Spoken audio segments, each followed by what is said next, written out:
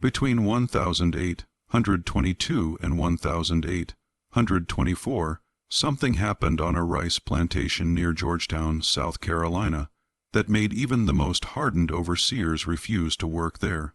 17 documented incidents, 43 unexplained injuries, and 1 enslaved man whose name was systematically erased from every plantation record, yet whose actions were whispered about in slave quarters across 3 counties for the next 40 years. The local magistrate's private journal, discovered in 1963, contains a single entry about him. "We have created something we cannot control. God forgive us for what we did to make him this way. What transformed a man into something that terrified the very people who enslaved him? What pain could forge someone so dangerous that his own enslavers tried to erase his existence? The answer lies buried in the meticulous records of Georgetown's most profitable plantation." And what you're about to hear will make you question everything you thought you knew about resistance, survival, and the true cost of cruelty. Before we continue with the story of the man they tried to erase from history, I need you to do something important. Subscribe to this channel and hit that notification bell, because stories like this, stories they tried to bury, need to be told. And leave a comment telling me what state or city you're listening from. I want to know how far this story travels. The story begins not with violence, but with an arrival that seemed ordinary by the brutal standards of 1819. Georgetown, South Carolina, in the spring of 1819, was a town that ran on rice and cruelty in equal measure. The Walker River meandered through the low country like a serpent, its banks lined with plantations that produced some of the finest rice in the Americas. The humid air hung thick with the smell of pluff mud and the distant sound of work songs that drifted across the water during the endless growing season. The Fair Haven Plantation, owned by Marcus Huitt, sat on 200 acres of prime bottomland. 300 enslaved people worked its fields, their lives measured in bushels harvested and tasks completed. Huitt had inherited the property from his father and had built his reputation on 2 things: the exceptional quality of his rice and his equally exceptional cruelty. Other planters whispered that he was too harsh, that his methods bred rebellion, but they couldn't argue with his profits: 80,000 barrels a year, each one stained with suffering that no ledger could quantify. The overseer, a weathered man named Silas Drummond, had worked for the Huitts for 23 years. His face was lined like old leather, his hands scarred from years of wielding the tools of his trade. He prided himself on his ability to manage enslaved people, that peculiar euphemism that meant breaking spirits without breaking bodies too badly to work. He'd seen hundreds of people pass through Fair Haven's gates, and he believed he could measure a person's character within a week. He would be wrong about that. On a humid May morning, a coffle arrived from Charleston, 17 people chained together, their eyes hollow from the 100-mile march. Among them was a man who'd been given the name Samuel by his previous owner. He stood just over 6 feet tall, broad-shouldered from years of labor, with hands that showed the calluses of someone who'd worked iron. The auction records listed him as approximately 26 years old, trained blacksmith, purchased from the estate of Thomas Radcliffe following bankruptcy. What those records didn't mention was that Samuel had been sold 5 times in 7 years, that each sale had come after unexplained incidents at the previous plantation, that the smile he offered to Drummond during that first inspection contained something other men might have recognized as a warning had they been paying attention. Samuel's wife, Clara, stood beside him in the cough, her hand gripping his despite the overseer's order not to touch. She was 4 months pregnant, though she'd hidden this fact during the auction by wearing loose clothing. Their 2 children had been sold separately in Charleston, sent to different plantations inland. Samuel had watched them go, his face expressionless, while something inside him had calcified into something harder than the iron he used to forge. Fair Haven's slave quarters consisted of 40 wooden cabins arranged in neat rows behind the main house, each one housing 6 to 8 people. The structures were built from raw pine, already weathered gray by the salt air and rain. Gaps between the boards let in mosquitoes during the warm months and cold during the winter. Samuel and Clara were assigned to cabin 14, sharing the space with 3 other couples and 2 children. The plantation operated on the task system common to low country rice plantations. Each enslaved person was assigned a specific amount of work to complete each day, a task that typically took 12 to 14 hours during the growing season. Complete your task and theoretically your time was your own. Failed to complete it and punishment came swiftly. The system seemed more humane than the gang labor used on cotton plantations, but it was merely cruelty dressed in different clothes. The tasks were calculated to push people to their physical limits day after day, year after year, until their bodies gave out. During those first weeks, Samuel worked in the fields like everyone else, learning the rhythm of rice cultivation. The work was backbreaking, standing ankle-deep in water, infected with snakes and alligators, bending thousands of times each day to plant or harvest, breathing air thick with mosquitoes that carried fevers. His blacksmith skills, which had commanded premium prices at auction, went unused. Huitt had his own blacksmith, an aging man named Joseph, who'd been working Fair Haven's forge for 30 years. Samuel was simply another pair of hands in the fields, another body to extract profit from. But Samuel watched everything. He observed how Drummond moved through the plantation, the routes he took, the times of day he checked on different work areas.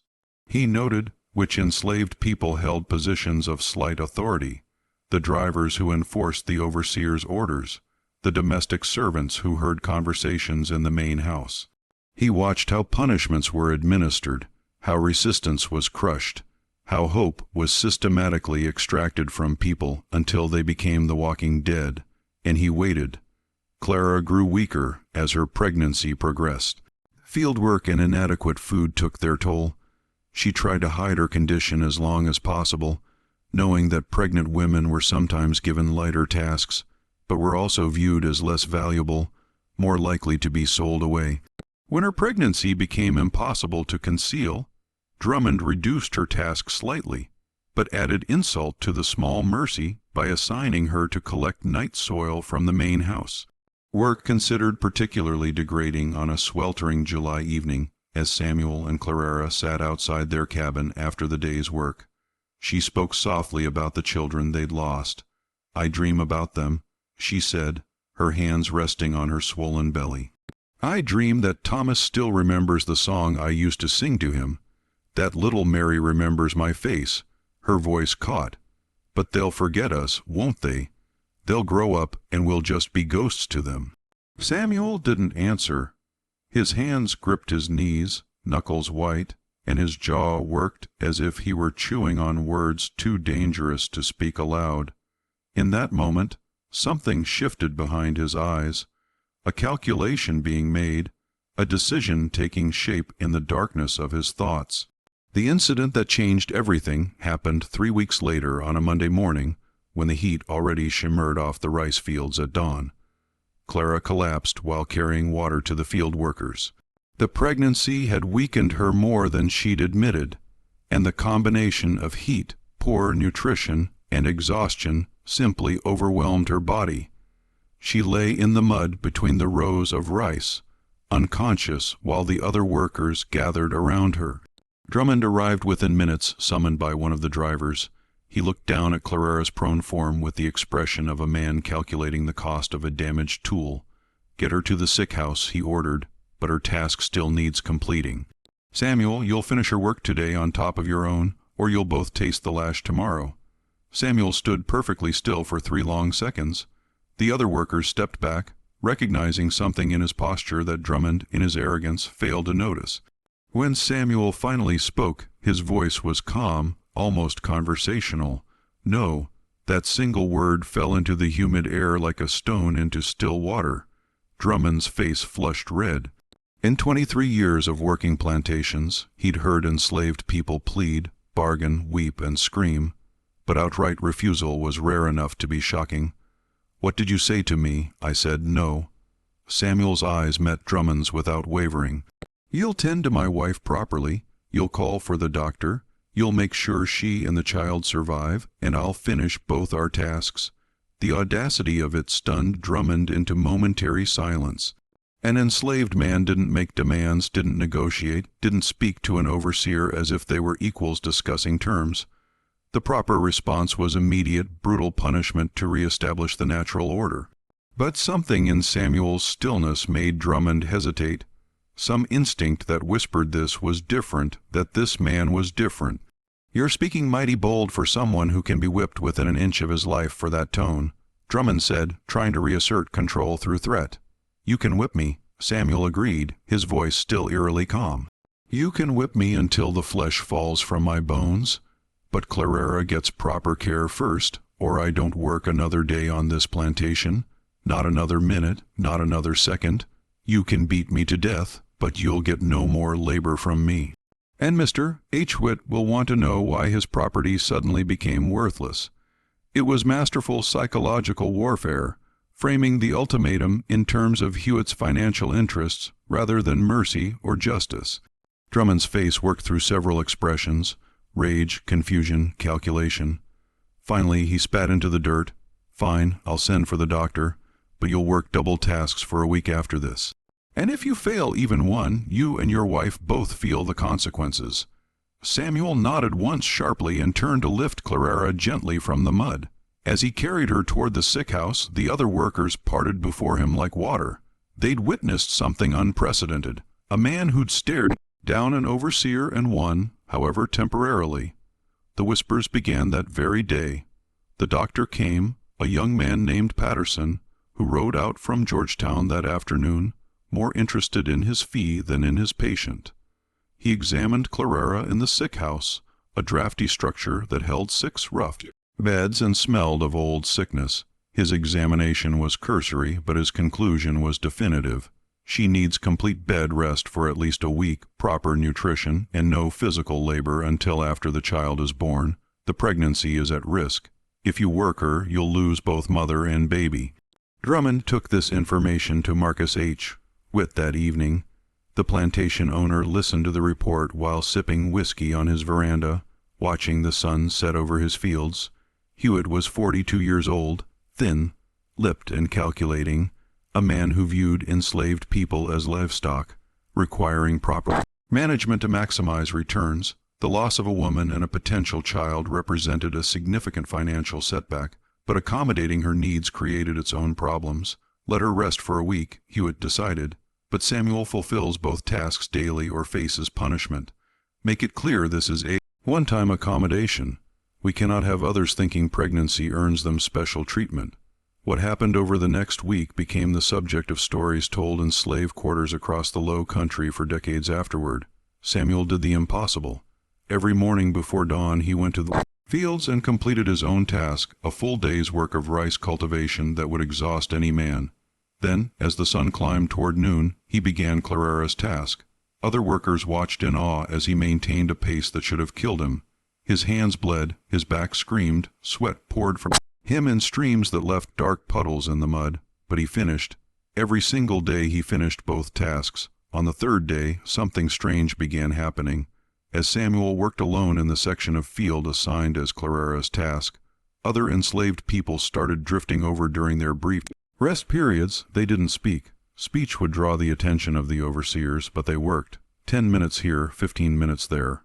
A row of rice planted while pretending to adjust a tool. Weeds pulled while apparently resting in the shade. It was collective resistance so subtle that overseers failed to notice it, but it made the difference between Samuel's survival and his collapse. Drummond did notice, though. On the 4th day, he watched from a distance as Samuel received this covert assistance, and his face darkened with understanding. This was the thing overseers feared most: enslaved people acting in concert, building networks of solidarity that undermined the isolation each person was supposed to feel. One defiant man was manageable. A community beginning to organize itself, even in small ways, was dangerous. That evening, Drummond went to cabin 14 and ordered Samuel outside. 3 other overseers waited there holding torches that cast dancing shadows across the quarters. The message was clear. This would be a public lesson. You've been getting help in the fields. Drummond said, that wasn't part of our arrangement. You said you do both tasks yourself. I have done both tasks, Samuel replied carefully. Every evening you've inspected my work and Clara's work and found both complete. Whatever help I received was freely given during other people's own time after their tasks were finished. You have no grounds for complaint. It was true, and Drummond knew it. The task system's logic worked against him here. If someone completed their assigned work, their remaining time was theoretically their own. But Drummond wasn't interested in logic. He was interested in re-establishing dominance. "Strip your shirt," Drummond ordered. Samuel hesitated for the first time since this ordeal began. Around them, people emerged from cabins drawn by the commotion. Clara appeared in the doorway of cabin 14. One hand braced against the frame, her face pale, but her eyes fierce.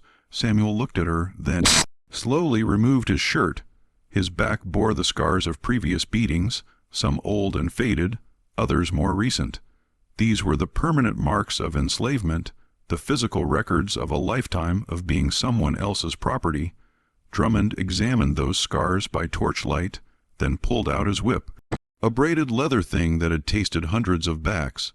"This isn't about the work," Drummond said quietly, speaking loud enough for the gathering crowd to hear. "This is about remembering your place, about understanding that we decide when you've earned mercy, not you." The first lash cut across Samuel's shoulders, raising a welt that immediately began to bleed. Samuel didn't cry out. The second blow landed, then the third. Still, Samuel stood silent, his hands clenched into fists at his sides, his jaw locked tight.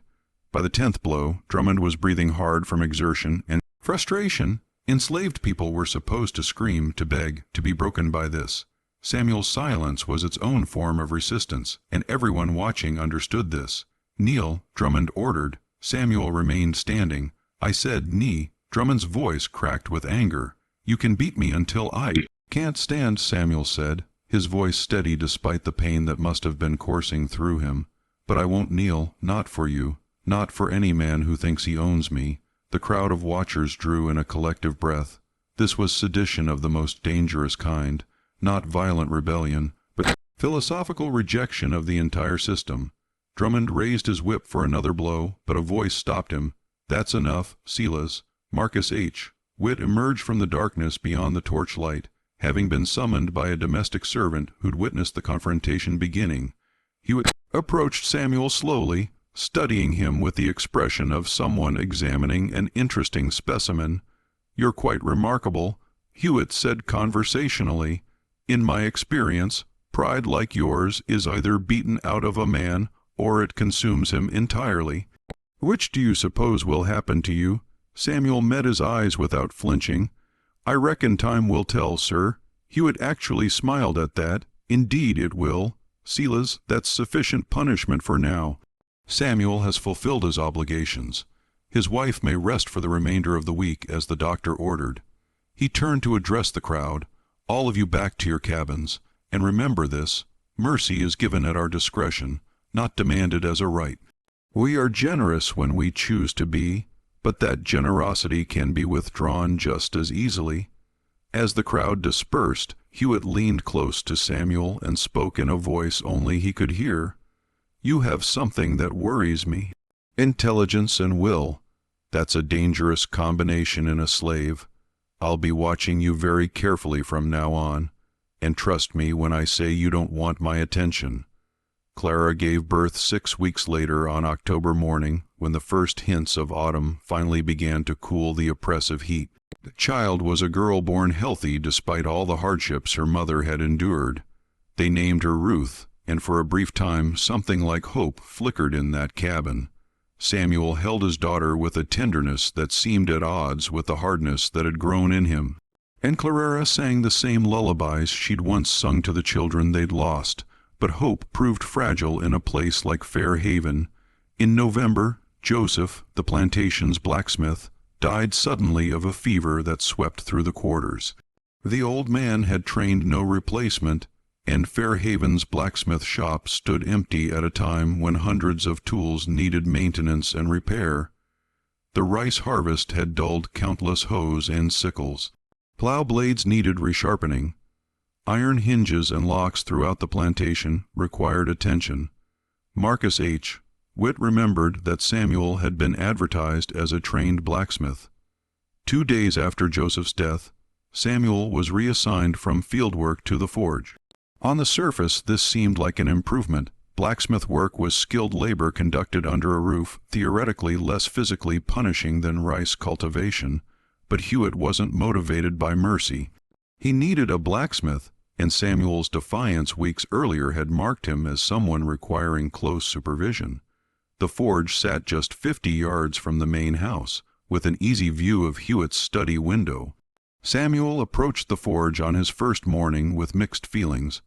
Metal work had been his trade before the endless cycle of sales that had eventually brought him to Fair Haven. He'd learned the craft in Virginia, apprenticed to a skilled blacksmith who treated him with something approaching respect. The work had given him a sense of purpose, a way to create rather than simply toil. But that was before Thomas and Mary had been torn from his arms, before Clara had collapsed in the fields, before 10 lashes had stripped skin from his back, while Drummond tried to break his spirit. The forge itself was a sturdy brick structure with a high roof to vent smoke and heat. The bellows were well maintained, the anvil solid, the tools organized and comprehensive. Joseph had been a meticulous craftsman, and his workspace reflected that. Samuel ran his hand along the anvil's surface, feeling the countless tiny dents and scratches that recorded years of work. In another life, this would have been a sanctuary. He started slowly reacquainting himself with the rhythms of the trade. Fire management, building the coal bed to the right temperature, learning the forge's particular quirks, metal selection, understanding which pieces of scrap iron could be reworked and which were too brittle or flawed. Tool repair, reshaping the damaged implements that had been accumulating since Joseph's death. The work consumed him, providing a temporary escape from the rage that submerged beneath his surface. Drummond checked on him regularly, suspicious of any activity he couldn't fully control, but there was little to observe, just a man working metal, sweat gleaming on his skin as he hammered hot iron into useful shapes. What Drummond failed to notice were the small items Samuel created during the brief moments when he wasn't working on plantation business. A thin metal file small enough to hide in a sleeve, a carefully shaped wedge that could pry open a locked door or window, small pieces of iron wrought into shapes that might serve purposes beyond what any overseer could imagine. December brought colder weather and the end of the harvest season, a time when enslaved people were typically given a few days of relative rest before the cycle began again. Huitt, in keeping with common plantation practice, announced that Christmas would include 3 days without field labor along with extra rations of food and a small amount of liquor for the adults. These brief holidays served a cynical purpose. They gave enslaved people just enough relief to prevent total despair while reinforcing the idea that any mercy came from the master's generosity rather than being a right. On Christmas Eve, Huitt called Samuel to the main house. This summons sent ripples of anxiety through the quarters. Being called to the house usually meant punishment, special assignment, or bad news. Clara watched her husband walk across the yard with her hand pressed to her mouth, Ruth sleeping against her shoulder. Samuel found Huitt in his study, a comfortable room lined with books and furnished with dark wood furniture shipped from England. The plantation owner sat behind a massive desk, examining papers by lamplight. He didn't look up when Samuel entered. Close the door, Huitt said. Samuel did so, his mind racing through possibilities. The silence stretched out for nearly a minute before Huitt finally set down his papers and fixed his gaze on Samuel.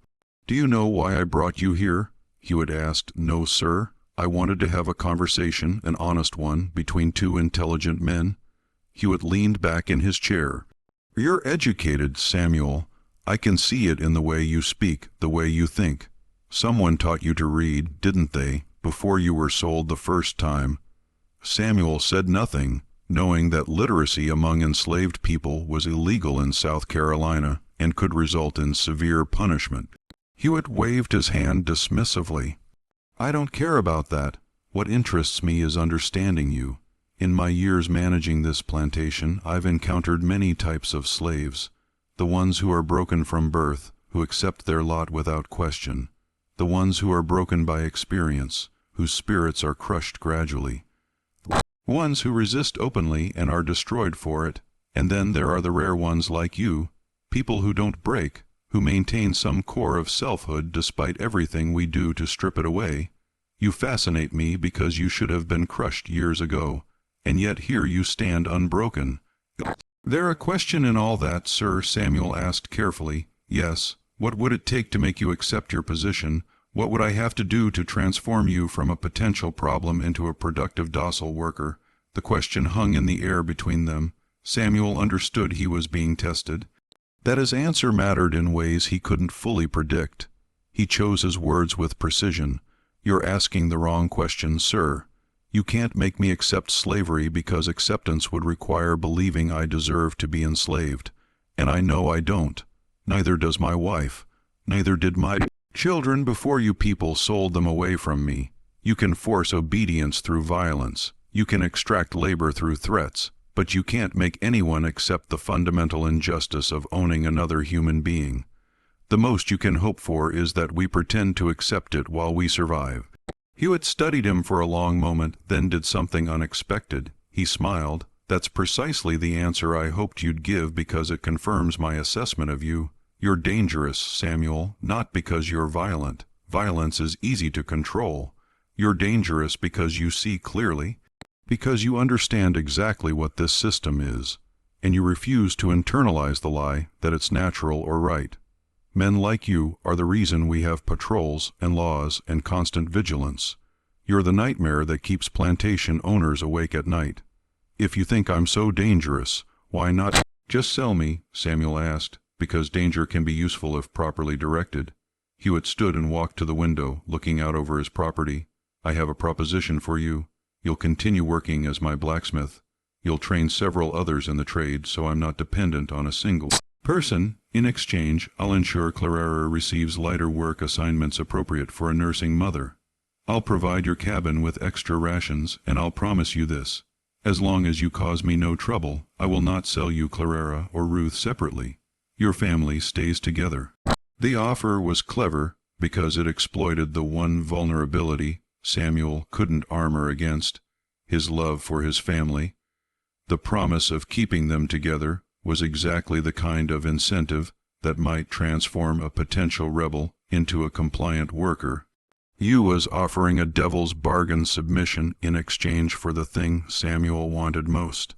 And if I refuse this generous offer, Samuel asked, then I sell Clara and Ruth south, Georgia or Alabama, where you'll never see them again, and you remain here working my forge with nothing but memories and regret to keep you company. You'd become exactly what I need you to be anyway, but you have lost everything in the process. Samuel felt the trap close around him. This wasn't really an offer. It was coercion dressed in the language of negotiation. But what choice did he have? He could refuse on principle and lose his family, or accept the deal and retain some small sphere of safety. For them, the choice wasn't really a choice at all. I accept your terms, Samuel said quietly. Excellent. Huitt returned to his desk and made a note in his ledger. You'll start training others after the new year. And Samuel, don't mistake this arrangement for friendship or respect. You're still my property. This is simply good business, keeping valuable assets productive. Dismiss yourself. Samuel left the study and walked back across the dark yard to cabin 14. Clara met him at the door, her eyes full of questions. He told her about the arrangement, about the protection it offered, and the price it demanded. They held each other in the darkness while Ruth slept nearby, and neither of them spoke about the fact that they just accepted chains slightly longer than before, but chains nonetheless. The new year of 1008. 120 began with unusual cold that froze the shallow waters of the rice fields and made the work of preparing for spring planting even more miserable. Samuel spent his days in the relative warmth of the forge, training 3 other enslaved men in the basics of blacksmithing. He taught them methodically fire management, metal properties, basic tool repair, maintenance of edges and points. The men learned quickly, motivated by the knowledge that this skilled work might save them from the brutal field work that destroyed bodies. But while Samuel's hands worked the forge, his mind worked through a different kind of calculation. The arrangement with Huitt had bought his family temporary security, but it hadn't changed the fundamental reality of their enslavement. Clara's lighter work assignment could be revoked at any moment. The promise not to sell them separately meant nothing if Huitt decided to sell them together, or if financial pressures forced a sale, or if Huitt simply died and they became part of his estate's liquidation. The illusion of security was just that, an illusion. Samuel began to pay attention to things he'd previously ignored. The patrol routes taken by the white men who rode through the area at night, enforcing curfews and hunting for runaways, the schedule of supply deliveries to the plantation, the comings and goings of traders and visitors to Georgetown, the network of roads that connected the plantation to the wider world. He didn't have a specific plan yet, but he was gathering information the way a blacksmith gathers raw materials, not knowing exactly what he'll build, but knowing he'll need resources when the time comes. In February, a man arrived at Fair Haven who would inadvertently provide the catalyst for everything that followed. His name was William Sterling, and he was a slave trader passing through Georgetown on his way north to Virginia. He stopped at Fair Haven to conduct some business with Huitt, the sale of 3 enslaved people who'd been deemed troublesome on other plantations. Sterling was in his 50s, prosperous and confident, a man who'd built his fortune on human suffering without apparent conscience. Samuel was working at the forge when Sterling rode up to examine the blacksmith's operation. The trader had brought his own blacksmith to look at the setup, considering whether to invest in establishing a similar operation at his holding facility in Richmond. The 2 men stood watching Samuel work for several minutes before Sterling spoke. "You do fine work," he said. "Where'd you learn the trade?" "Virginia, sir," Samuel replied, not looking up from the plowshare he was repairing. "Apprenticed to a smith in Fredericksburg before I was sold south." "Fredericksburg?" Sterling's interest sharpened. "What was your master's name back then?" Something in the trader's tone made Samuel pause. He looked up and found Sterling studying him with an expression that combined recognition and calculation. A cold feeling settled in Samuel's stomach. "I don't recall, sir," Samuel lied. "That was many years ago," but Sterling's face had already shifted into certainty. "I do recall, though. Thomas Radcliffe, wasn't it?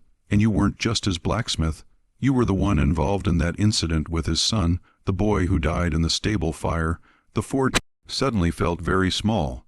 Samuel's grip tightened on the hammer he was holding, and for a moment the world reduced to the sound of his own heartbeat. That fire had happened 8 years ago. Radcliffe's teenage son, drunk and vicious, had come to the forge one night and attacked Samuel with a riding crop, screaming abuse about some perceived insult. There had been a struggle. A lantern had fallen. The fire had spread faster than anyone anticipated, consuming the stable and trapping the boy inside before help could arrive. Samuel had been the only witness to what happened, and his testimony as an enslaved man counted for nothing in any legal proceeding, but suspicions had swirled. Radcliffe had sold Samuel within a week, eager to remove any reminder of his son's death. "I don't know what you're talking about, sir," Samuel said carefully. Sterling smiled, and it was the smile of a man who just discovered leverage. "Of course you don't. But memories are funny things, aren't they? They have a way of surfacing at inconvenient times. I wonder what Mr. Huitt would think if he knew his valuable blacksmith had such an interesting history." The threat was clear. Sterling had information that could destroy the fragile stability Samuel had built. If Huitt learned about the fire and the suspicions surrounding it, he'd sell Samuel immediately. No owner wanted someone who might be a danger to his family or property. And Sterling knew this, was calculating how to profit from this knowledge. That evening, Sterling had dinner with Huitt at the main house. Samuel didn't know what was discussed, but the next morning, Huitt summoned him again. "Mr. Sterling has made me aware of some concerning information about your past," Huitt said without preamble. "He's also made me an offer. He'll pay top dollar to purchase you and take you back to Virginia, where apparently you're wanted for questioning about a fire that killed a white boy." Samuel's blood turned to ice. "I had nothing to do with that boy's death, sir. It was an accident, perhaps, but the law in Virginia might see it differently. Sterling seems to think they would." Huitt paused. "However, I've declined his offer. You're too valuable to me as a blacksmith, and I don't make business decisions based on old rumors, but understand this. If you give me any reason to regret keeping you, if you cause any trouble whatsoever, I will sell you to Sterling without hesitation. Your family stays here, and you go north to face whatever awaits you there." The new threat hung over Samuel like a blade. Sterling remained in Georgetown for 3 more days conducting his business, and Samuel knew the traitor was simply waiting for Huitt to change his mind. Every moment felt precarious, as if the ground beneath his feet might give way at any second. On Sterling's last night in Georgetown, something happened that changed the trajectory of everything that followed. The traitor accepted an invitation to dine with several prominent plantation owners at a tavern in town, a social gathering that included Huitt and 2 other major landowners. These men drank whiskey and discussed business and politics late into the evening, their voices growing louder as the alcohol flowed. Samuel learned about this gathering the next day from a domestic servant named Rachel, who'd been working at the tavern that night. She told the story in whispers to a small group in the quarters, her voice tight with anger. Sterling had been boasting about his success in the slave trade, telling stories about his methods for breaking difficult cases. He described in detail how he handled enslaved people who showed too much spirit or intelligence, techniques involving isolation, strategic violence, and psychological torture designed to destroy the will to resist. But what made Rachel's hands shake as she told this story was Sterling's account of a woman he'd purchased in Charleston the previous year. A woman traveling with 2 children, a boy about 5 and a girl about 3. Sterling had described separating the woman from her children, selling them to different buyers in Georgia, watching the mother's spirit break as she was loaded onto a ship bound for Cuba. He'd laughed while telling this story, describing her screams as entertainment. The description matched Samuel and Clara's children perfectly. The ages, the timing, the location of the sale. When Samuel heard this story, something inside him that had been bent finally snapped. He walked to the forge in a daze, his mind replaying Sterling's words as Rachel had reported them. His children sold away and scattered like seeds in the wind, their fates unknown and likely terrible. Their mother separated from them and sent to Cuba, where slavery was even more brutal than in the American South, and Sterling laughing about it over whiskey, treating their suffering as an entertaining anecdote. Samuel stood in the forge for a long time, staring at the fire without seeing it. Then he began to work. His hands moved with purpose, now creating something specific. Over the next 4 hours, working late into the night, long after everyone else had gone to their cabins, he forged something he'd been thinking about for months, but had never allowed himself to actually make. It was a key, or rather 3 keys, each one carefully shaped to match the locks he'd been studying since his arrival at Fair Haven. One for the plantation storage shed where extra tools and supplies were kept, one for the tack room where bridles and saddles hung, and one for the door of the smokehouse which sat close to the perimeter of the plantation grounds. He made them small, easy to conceal, and he tested each one in its lock during the following days, working during the brief moments when no one was watching. Samuel had no specific plan for escape. The odds of successfully fleeing South Carolina were minimal. The penalties for being caught were horrific, and attempting it meant abandoning Clara and Ruth. But he needed to know he could move freely if circumstances demanded it. He needed some small measure of control in a situation designed to strip away all agency. Just when we thought Samuel's situation couldn't become more complex, news arrived that would set events in motion toward their inevitable terrible conclusion. If this story is giving you chills, share this video with a friend who loves dark mysteries. Hit that like button to support our content, and don't forget to subscribe to never miss stories like this. Let's discover together what happens next. What came next wasn't dramatic or sudden. It was gradual, methodical, and all the more terrifying for its calculated nature.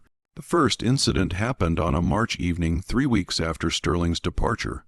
Drummond discovered that his favorite riding crop, a particular piece of braided leather he used for both horses and punishments, had gone missing from the tack room.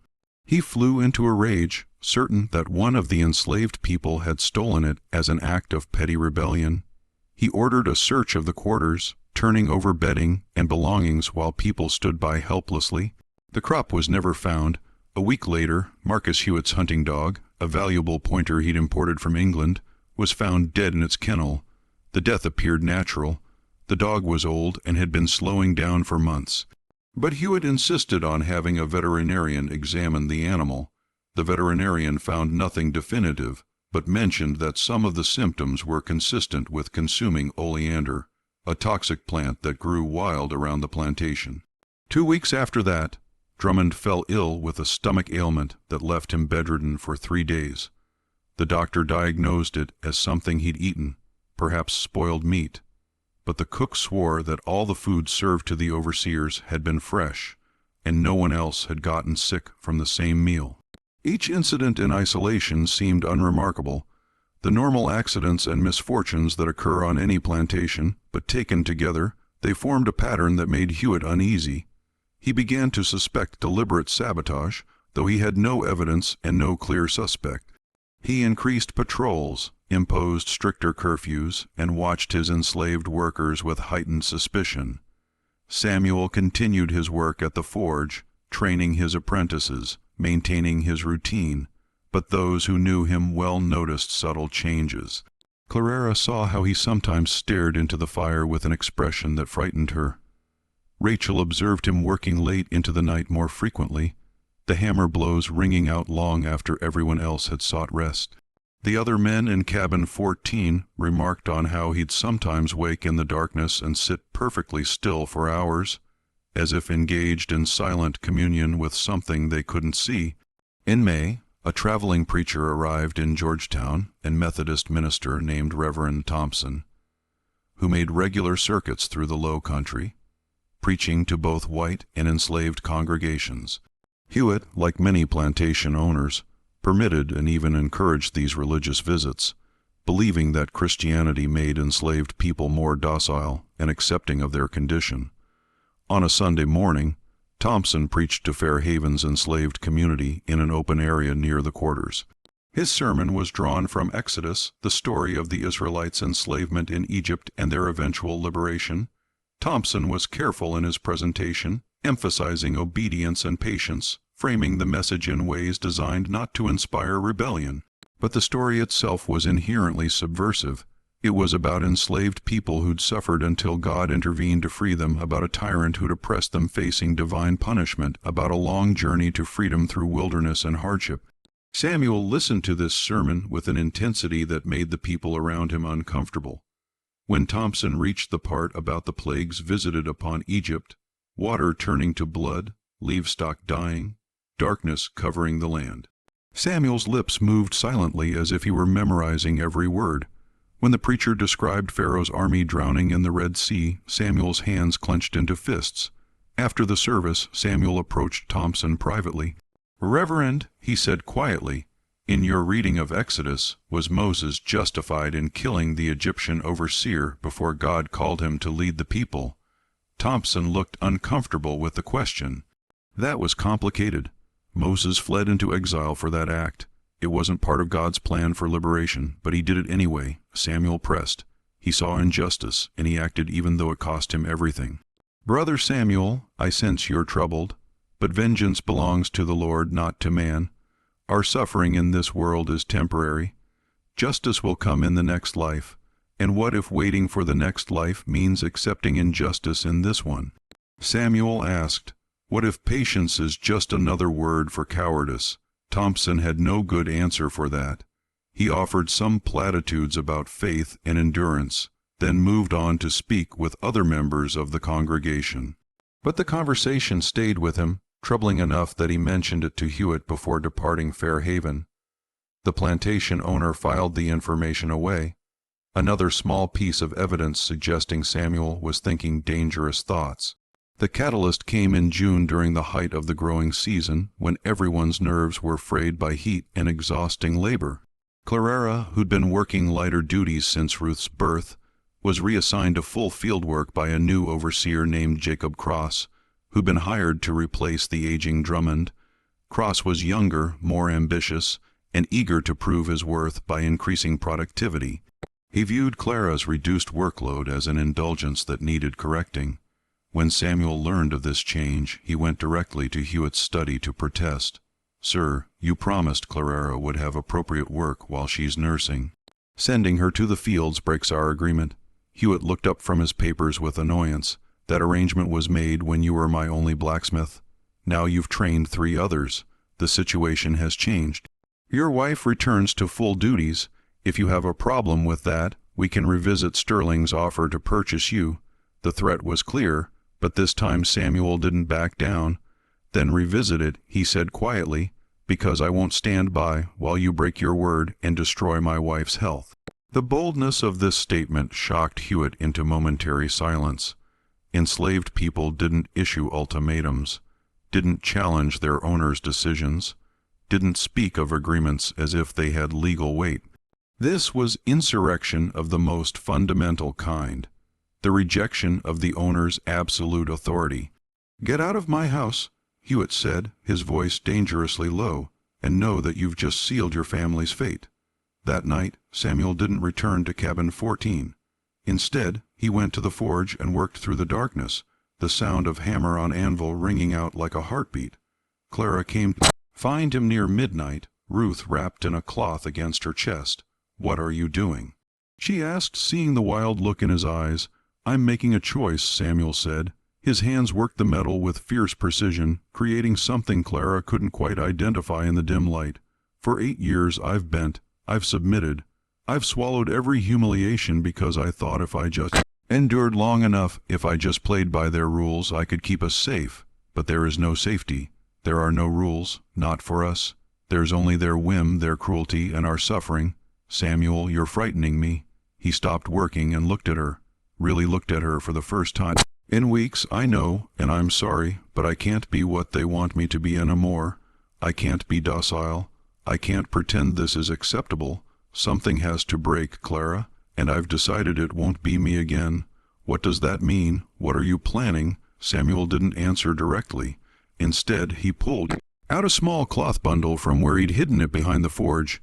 Inside were the keys he'd made months earlier, along with several other items he'd been collecting.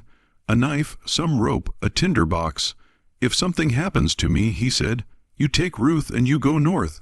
Use these keys to get supplies from the storage shed. There's an old canoe hidden in the marsh grass near the south field. I saw it months ago when I was working there. Take it up river at night when the patrols are sleeping. Follow the stars, find people who will help you." "You're talking about running," Clara said, her voice barely a whisper. "They'll kill you if they catch you. They'll kill all of us. Maybe I'll do something that makes running unnecessary." Before Clara could press for more details, footsteps approached the forge. It was Cross, the new overseer, accompanied by 2 other white men Samuel didn't recognize. They carried rifles and looked like they'd been drinking. "Well, well," Cross said with a sneer, "the troublemaker who thinks he can make demands of Mr. H. Huitt.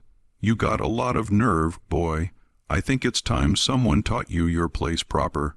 Samuel set down his hammer slowly, his eyes moving between the 3 men and calculating odds. "It's late," he said evenly. "Whatever you want can wait until morning." "Nah, I don't think it can." Cross stepped closer. "See, mister, Huitt told me you need an attitude adjustment. Said I should handle it however I see fit. And I think a night in the stocks ought to cool that rebellious spirit of yours." The stocks were a punishment device that held people immobile through the night, exposed to weather and insects and the mockery of anyone who passed by. It was humiliating and painful, designed to break a person's dignity as much as their body. "I won't go to the stocks," Samuel said quietly. Cross laughed. "You don't get a say in it." What happened next occurred so fast that Clara barely processed it. Cross reached for Samuel, intending to grab his arm and force him toward the punishment area. Samuel moved like lightning, his blacksmith's reflexes honed by years of working hot metal. He caught Cross's wrist, twisted it at an angle that made the overseer cry out in pain, and drove his other hand into Cross's throat. Not hard enough to crush the windpipe, but hard enough to send the man staggering backward, gasping for air. The other 2 men raised their rifles, but Samuel had already moved, putting the forge's anvil between himself and their weapons. "I said, I won't go to the stocks," he repeated, his voice still eerily calm. "You can shoot me if you want, but you'll have to answer to Mr. H. Huitt for destroying his valuable blacksmith, or you can leave. Come back in the morning with more men if you need to feel brave." It was a standoff that could only end badly. The men were armed. They had legal authority to do anything they wanted to, an enslaved person, and Samuel had just committed an act of violence against white men, an offense that carried a mandatory death sentence under South Carolina law. But in that moment, with the forge fire casting dancing shadows and Samuel's eyes burning with something that looked very much like liberation from fear, the men hesitated. Cross, still clutching his throat and wheezing, gestured for his companions to lower their rifles. "You just signed your own death warrant," he rasped. "By morning, you'll be hanging from a tree, and your wife and brat will be sold so far south, you'll never even be memories to them." Samuel's expression didn't change. "Then you'd better make sure you hang me, because if I survive until morning, I promise you'll regret leaving me alive." The three men backed away, crossing murderous looks over his shoulder as they departed. As soon as they were out of sight, Clara grabbed Samuel's arm. "What have you done?" she whispered. "They'll kill you. They'll kill all of us." "They were always going to kill us," Samuel said, and there was a strange peace in his voice now, as if he'd crossed some invisible threshold beyond fear. "Maybe not today or tomorrow, but eventually. This system kills us slowly if we submit or quickly if we resist. At least this way I got to choose." He pulled Clara close, kissing her forehead. "Then Ruth's, take the keys, take the supplies, go tonight. Don't wait, I won't leave you. You have to for Ruth. Give her the chance I couldn't give Thomas and Mary." The sound of shouting rose from the direction of the main house. Cross raising the alarm, gathering men preparing to return with overwhelming force. Samuel pressed the cloth bundle into Clara's hands. "Go now, please." Clara stood there for one more heartbeat, tears streaming down her face. Then she turned and ran into the darkness, clutching Ruth and the bundle of supplies that represented their only chance at survival. Samuel watched her disappear, then turned back to the forge. If they were coming to kill him, he wouldn't make it easy. He stoked the fire hotter, selected his best hammer, and positioned himself where he could see the approaches to the building. In his mind, he was calculating how many men would come, what weapons they'd carry, how he might survive the next hour. The odds were impossibly against him, but he'd been facing impossible odds his entire life. The mob that formed was 15 men strong, carrying torches and weapons, their faces twisted with the particular fury that white men reserved for enslaved people who dared to fight back. They surrounded the forge, and Huitt himself came forward to speak. "Samuel, come out. This can end peacefully if you surrender now." Samuel laughed at that, a harsh, bitter sound that echoed across the yard. "Peace? You mean my peaceful execution, my peaceful murder while you call it justice. You attacked an overseer. The law is clear about the penalty.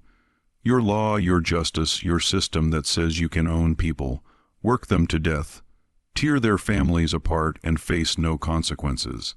I'm done pretending that system has any legitimacy." The crowd murmured angrily at this open sedition. Hewitt's face hardened. "Then you've chosen death. We'll burn you out." And that's what they did. Torches sailed through the air, landing on the forge's wooden roof. The dry pine caught quickly, flames spreading across the structure. Heat intensified rapidly, smoke billowing, making it impossible to breathe. Samuel had perhaps 2 minutes before the fire would consume everything. He made his choice in that moment. He could die in the flames, his end forgotten, his resistance reduced to a cautionary tale told to other enslaved people to discourage rebellion.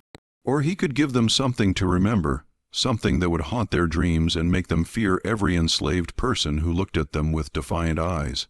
Samuel grabbed an iron rod from the forge, long, heavy, heated to red, hot temperature by the fire. Then he charged out of the burning building directly into the crowd of men. What happened next was chaos. Samuel swung the burning rod like a weapon, forcing men to scatter, their clothes catching fire where the metal touched them. He broke through their line and ran, not toward the quarters where Clara might be, but toward the rice fields, leading the pursuit away from his family. Men fired rifles into the darkness, but Samuel was fast, fueled by adrenaline and the desperate energy of someone with nothing left to lose. The pursuit lasted through the night, a deadly game of chase through the dark fields and marshlands surrounding Fair Haven. Samuel's knowledge of the plantation's lay outserved him well. He led the men through difficult terrain, across muddy irrigation ditches, into areas where snakes and alligators made pursuit dangerous. Several men were injured in the chase. One fell into a ditch and broke his leg. Another was bitten by a water moccasin and had to be carried back to the plantation. As dawn broke, Samuel had successfully evaded capture for 7 hours, an almost unthinkable feat that would be talked about for years afterward. But exhaustion was catching up with him, and the men hunting him had been reinforced by slave catchers from neighboring plantations.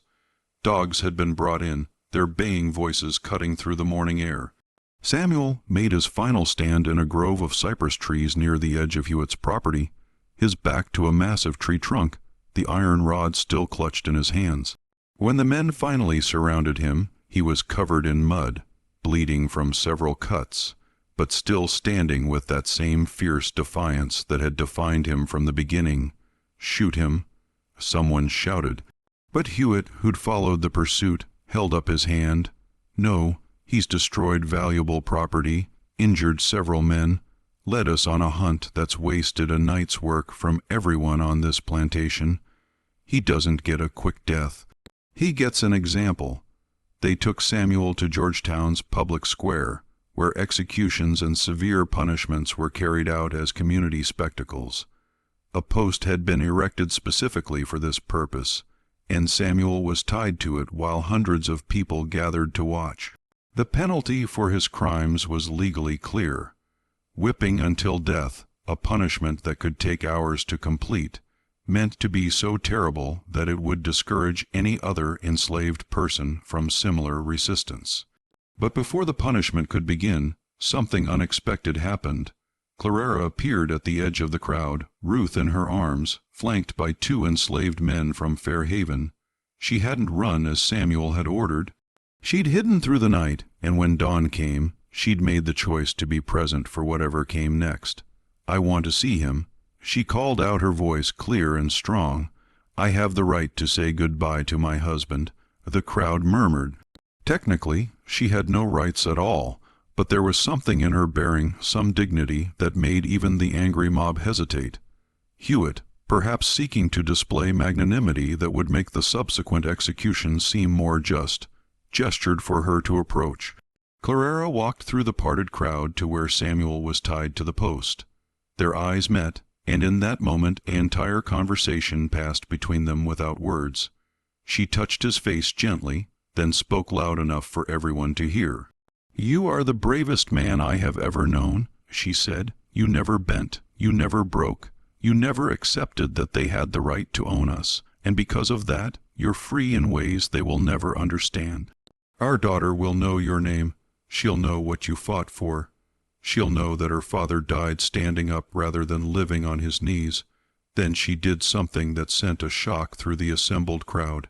She kissed him long and tender in full view of everyone. It was an assertion of their humanity, their love, their marriage, all things the system of slavery sought to deny. It was an act of rebellion as profound in its way as Samuel's violent resistance had been. When Clara stepped back, Samuel looked out at the crowd of white faces, many of them contorted with anger or disgust or fear. He spoke then, his voice carrying across the square. "You think you're about to punish one difficult slave.